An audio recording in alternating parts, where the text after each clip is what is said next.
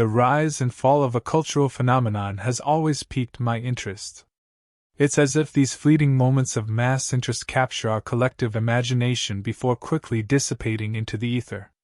And it appears that Wordle, the world's most popular word-guessing game, has succumbed to this phenomenon. Once upon a time, everyone seemed to be playing Wordle. The addictive nature of the game made it an instant hit with everyone from celebrities to stay-at-home parents. But as with everything else in life, the honeymoon period came to an end.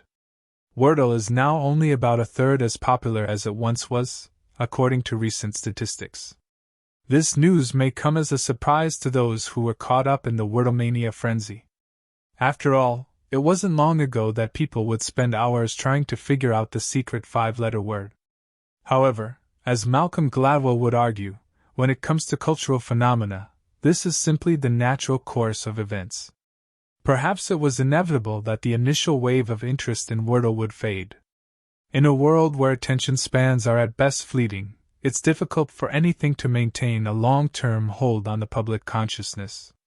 Even as the game fades from sight, it leaves a legacy of joy and excitement that will not be forgotten. I can't help but wonder what the next big thing will be as I reflect on this latest chapter in the ongoing saga of cultural trends. Whatever it is, I am confident that it will captivate our imaginations in the same way that Wordle did. And who knows what else? Perhaps one day we'll look back on this moment with fondness, remembering how much fun we had playing a simple game of word guessing.